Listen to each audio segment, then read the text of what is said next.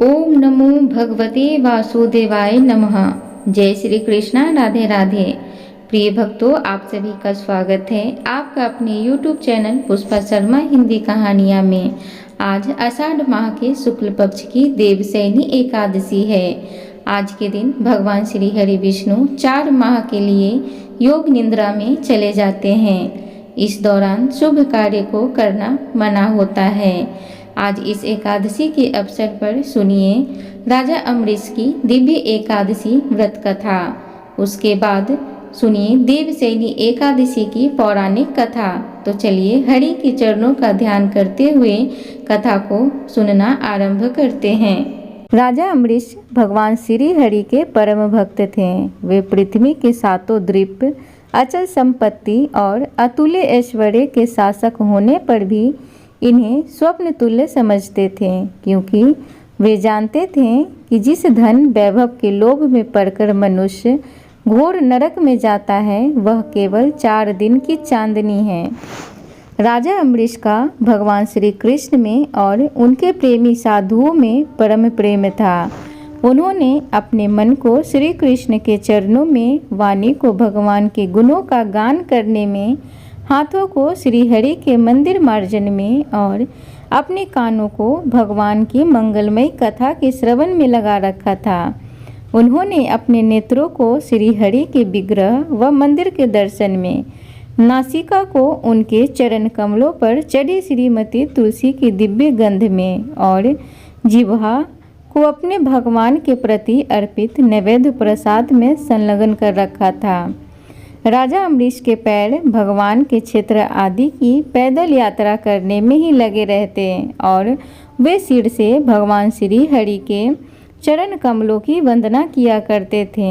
इस प्रकार उन्होंने अपने सारे कर्म यज्ञ पुरुष इंद्रियातीत भगवान के प्रति उन्हें सर्वात्मा एवं स्वरूप समझकर समर्पित कर दिए थे और भगवत ब्राह्मणों की आज्ञा के अनुसार वे इस पृथ्वी का शासन करते थे। उन्होंने बड़ी बड़ी दक्षिणा वाले अनेकों अश्वमेध यज्ञ करके यज्ञ अधिपति भगवान की आराधना की थी। उनकी प्रजा महात्माओं के द्वारा गाए हुए भगवान के उत्तम चरित्रों का बहुत सम्मान करती, किसी समय बड़े प्रेम से श्रवण करती और किसी समय उनका गान करती। इस प्रकार उनके राज्य के मनुष्य देवताओं के अत्यंत प्यारे स्वर्ग की भी इच्छा नहीं करते। राजा अम्बरीश की अनन्य प्रेममयी भक्ति से प्रसन्न होकर भगवान श्री हरि ने उनकी रक्षा के लिए सुदर्शन चक्र को नियुक्त कर दिया था, जो विरोधियों को भयभीत करने वाला एवं भगवत भक्तों की रक्षा करने वाला है। प्रिय भक्तगण, राजा अम्बरीश का दिव्य एकादशी व्रत की कथा कुछ इस प्रकार है। आप लोग यहाँ तक कथा को श्रवण कर चुके हैं तो कृपया चैनल को जरूर सब्सक्राइब कर दें, ताकि हमारा चैनल जीवंत बना रहे। इसमें आपका केवल 2 सेकंड का समय लगेगा, इससे मेरी कुछ भला हो जाएगी। तो चलिए कथा को श्रवण करते हैं। एक बार उन्होंने अपनी पत्नी के साथ भगवान श्री कृष्ण की आराधना करने के लिए 1 वर्ष तक द्वादशी प्रधान एकादशी व्रत करने का नियम ग्रहण किया। व्रत की समाप्ति होने पर कार्तिक महीने में उन्होंने 3 रात का उपवास किया और एक दिन यमुना जी में स्नान करके भगवान श्री कृष्ण की पूजा की। तत्पश्चात पहले ब्राह्मणों को स्वादिष्ट और अत्यंत गुणकारी भोजन कराकर उन लोगों के घर 60 करोड़ गौएं सुसज्जित करके भेज दी। जब ब्राह्मणों को सब कुछ मिल चुका, तब राजा ने उन लोगों से आज्ञा लेकर व्रत का पालन करने की तैयारी की। उसी समय श्राप और वरदान देने में समर्थ स्वयं दुर्वासा जी भी उनके यहाँ अतिथि के रूप में पधारे। राजा अम्बरीश उन्हें देखते ही उठकर खड़े हो गए, आसन देकर बैठाया और विविध सामग्रियों से उनके चरणों में प्रणाम करके भोजन के लिए प्रार्थना की। दुर्वासा ऋषि ने राजा अम्बरीश की प्रार्थना स्वीकार कर ली और इसके बाद आवश्यक कर्मों से निवृत्त होने के लिए नदी तट पर चले गए। ब्रह्मा का ध्यान करते हुए यमुना के पवित्र जल में स्नान करने लगे। इधर द्वादशी केवल घड़ी भर शेष रह गई थी। धर्मज्ञ अम्बरीश ने धर्म संकट में पड़कर ब्राह्मणों के साथ परामर्श किया उन्होंने कहा, ब्राह्मण देवताओं, ब्राह्मण को बिना भोजन कराए स्वयं खा लेना और द्वादशी रहते पारण न करना दोनों ही दोष है।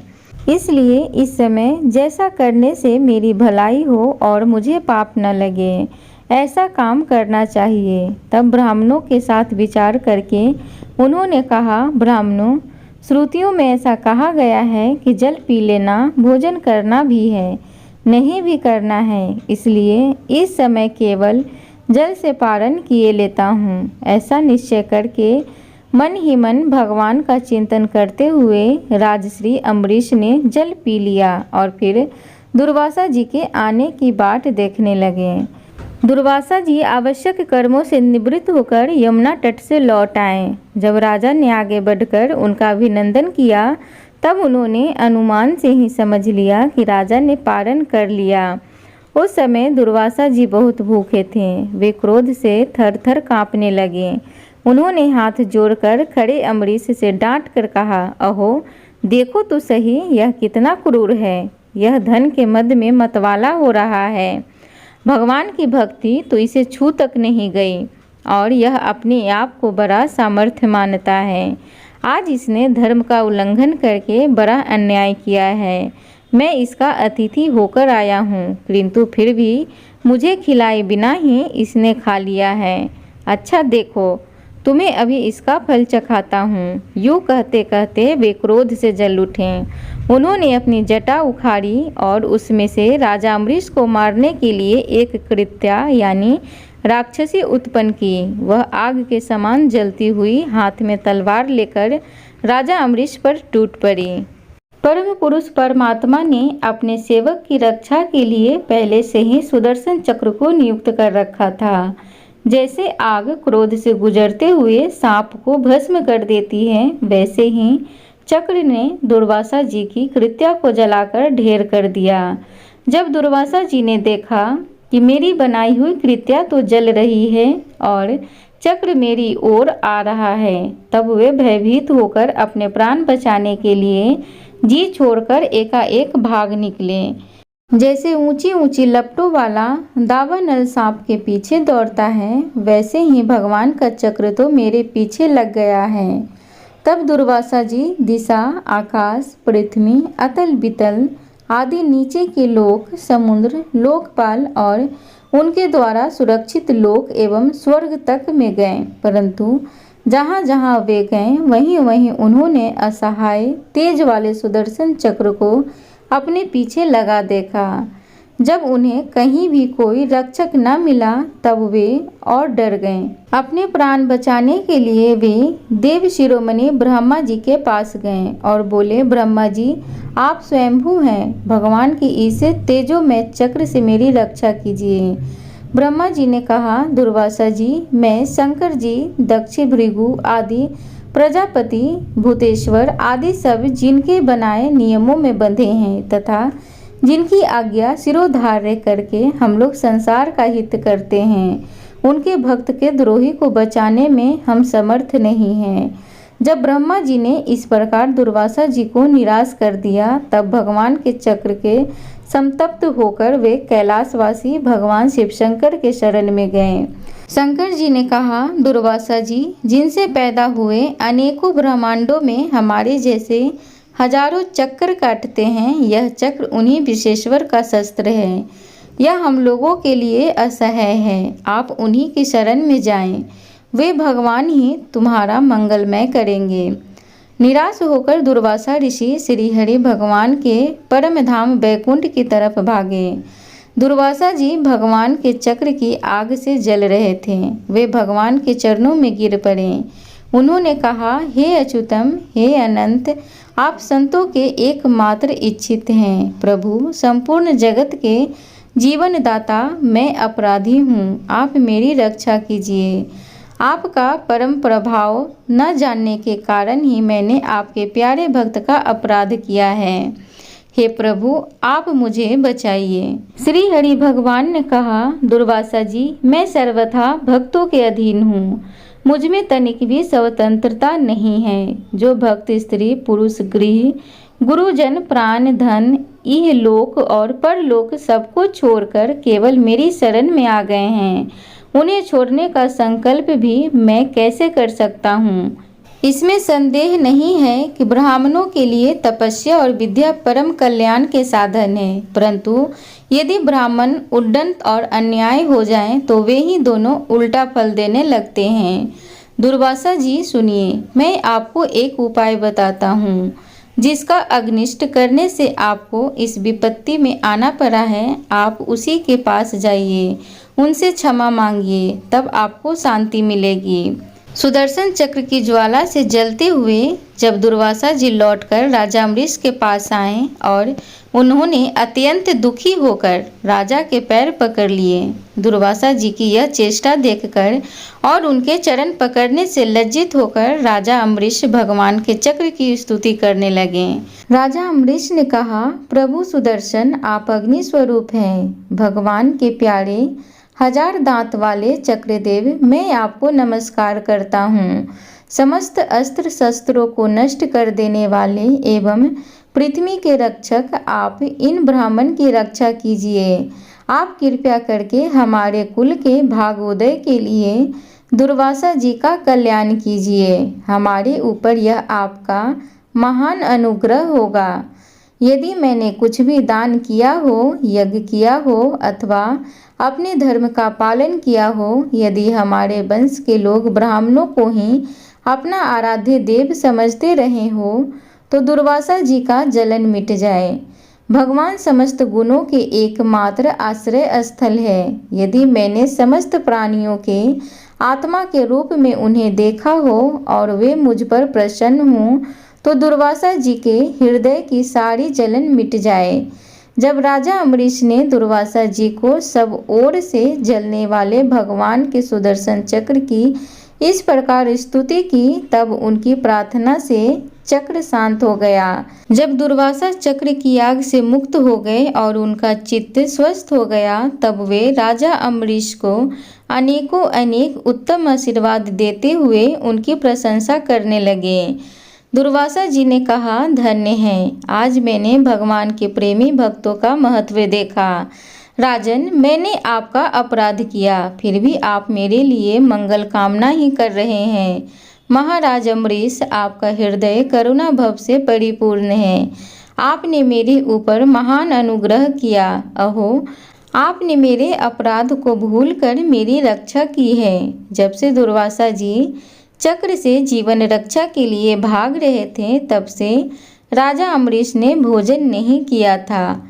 वे दुर्वासा जी के लौटने की बाट देख रहे थे।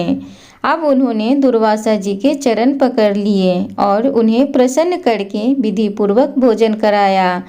दुर्वासा जी ने बहुत ही संतुष्ट होकर राजा अम्बरीश के गुणों की प्रशंसा की और उसके बाद उसने अनुमति लेकर आकाश मार्ग से प्रस्थान किया। जब सुदर्शन चक्र से भयभीत होकर दुर्वासा जी भाग रहे थे, तब से लेकर उनके लौटने तक 1 वर्ष का समय बीत गया था। इतने दिनों तक राजा अम्बरीश उनके दर्शन की आकांक्षा से केवल जल पीकर रहे। दुर्वासा जी के जाने के बाद उनके भोजन से बचे हुए अत्यंत पवित्र अन्न को राजा ने सपरिवार ग्रहण किया।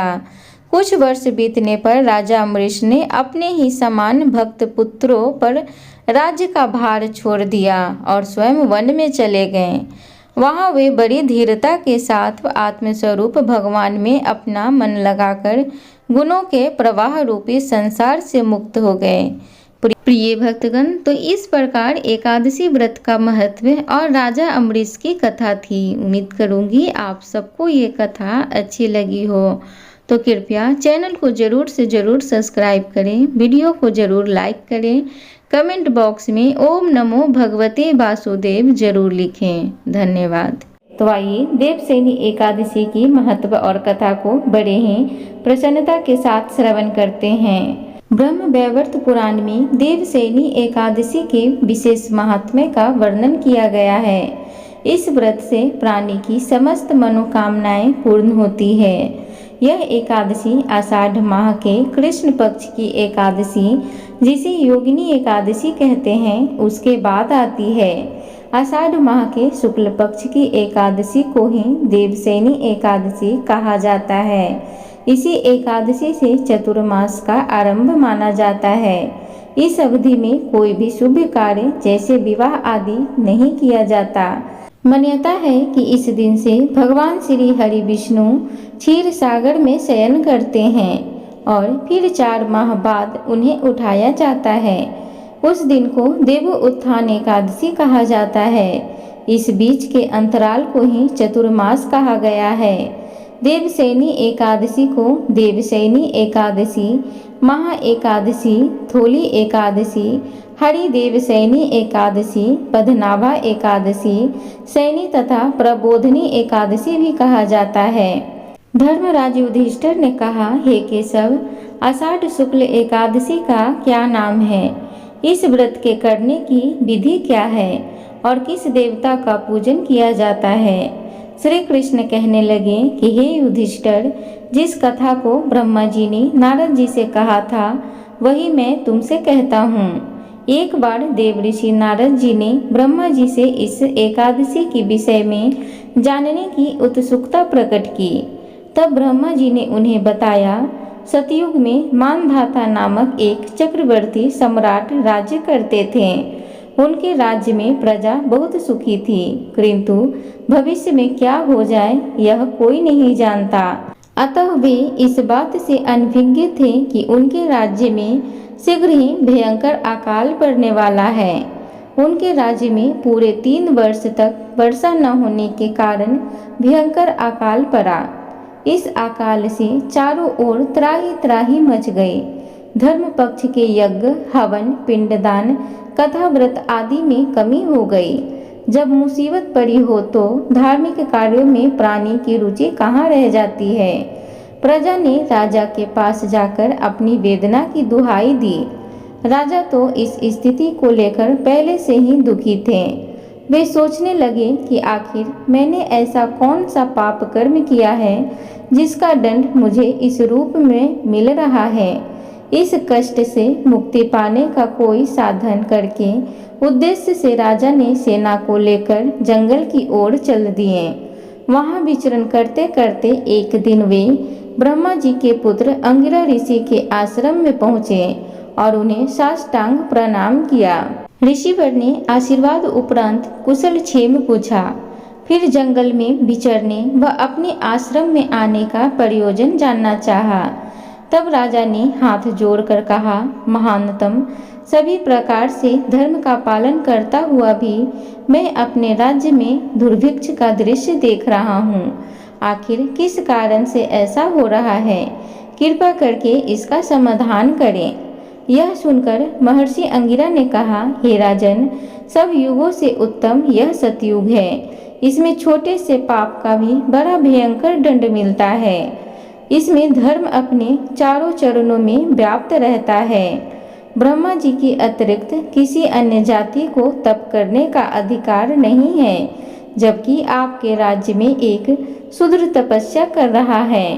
यही कारण है कि आपके राज्य में वर्षा नहीं हो रही है। जब तक वह काल को प्राप्त नहीं होगा तब तक यह दुर्भिक्ष शांत नहीं होगा। दुर्भिक्ष की शांति उसे मरने से ही संभव है। किंतु राजा का हृदय एक नर अपराध शूद्र तपस्वी का शमन करने को तैयार नहीं हुआ। उन्होंने कहा, हे देव, मैं उस निपराध को कैसे मार दूं? यह बात मेरा मन स्वीकार नहीं कर रहा है। कृपया करके आप कोई और उपाय बताएं। महर्षि अंगिरा ने बताया, आषाढ़ माह के शुक्ल पक्ष की एकादशी का व्रत करें। इस व्रत के प्रभाव से अवश्य ही वर्षा होगी। राजा अपने राज्य की राजधानी लौट आए और चारों वर्णों सहित पद्मनाभ एकादशी का विधि पूर्वक व्रत किया। व्रत के प्रभाव से उनके राज्य में मूसलाधार वर्षा हुई और पूरा राज्य धन्य धान्य से परिपूर्ण हो गया। ब्रह्म वैवर्त पुराण में देवशयनी एकादशी के विशेष महात्म्य का वर्णन किया गया है। इस व्रत से प्राणी की समस्त मनोकामनाएं पूर्ण हो जाती है।